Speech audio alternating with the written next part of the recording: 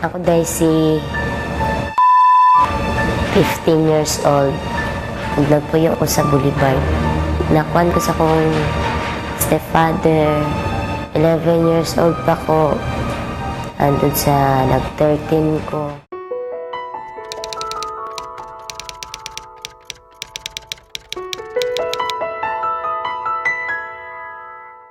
My sister, my follower became holiday for me. My own son raped me. I don't get in boy from my house, and boy and stuff from my house, we rape my own picking.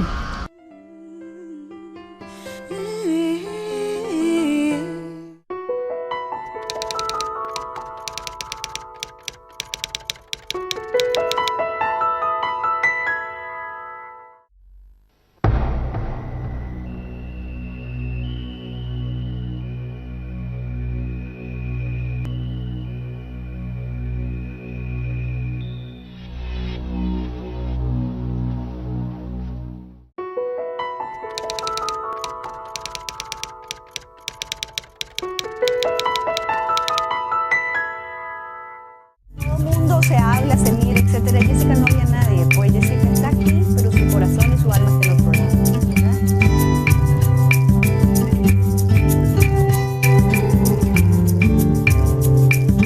Para puntos de encuentro.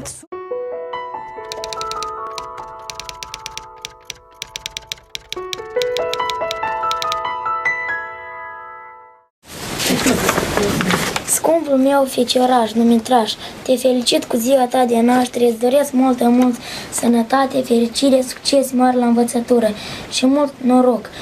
Ca bunul Dumnezeu să te aibă în pază lui oricând și oriunde. Eu, cu stimă și cu mult dor, mama. Îngerii.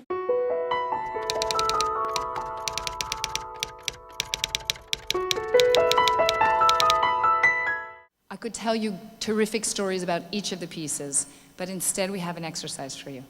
So if you could just turn to the person next to you. Identify the person next to you, please. This is an exercise called Murmur. I just want you to take 3 minutes and tell the person next to you your first impression of what you just saw. Murmur, please, begin.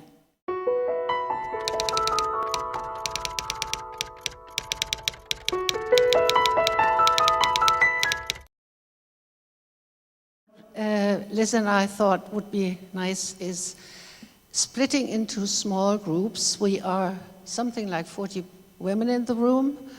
So if 5 of you sitting more or less next to each other form small groups, and Liz and I set up leading questions for the little tiny workshops.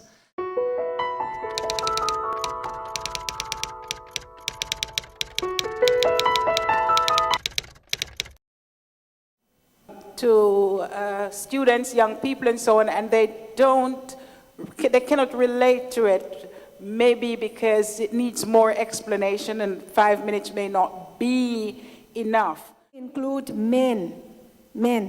Only women, we are talking about gender violence, always. But we need to bring men to discuss about these issues, how much torture we are due to them.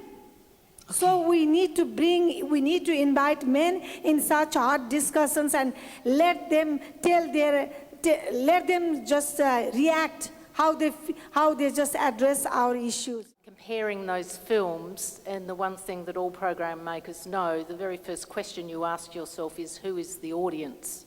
And clearly those pieces were made for different audiences. Do you want to tell people there's domestic violence? Or are you talking to an audience who knows there's domestic violence but thinks it doesn't happen to them or in their family? That there are some subtle forms of violence which need to be represented. And like she mentioned, that widows in Cameroon especially face a different kind of violence, because the moment they become widows, they have to leave their husband's house. And they rarely get access to their husband's property easily. It's usually taken away from them. So their identity is tied to their husband, and without a husband, they become very vulnerable. So there is no physical violence, and they're not physically thrown out, but they are made to give up their rights. We need to focus both on content of these documentaries, but also on the form. And storytelling is one, having a story, and then how to tell it. And if one of those parts is not good enough, then the end product is not good enough. And I think as a professional group, we should all start to think about how to enhance the end product of what we are making.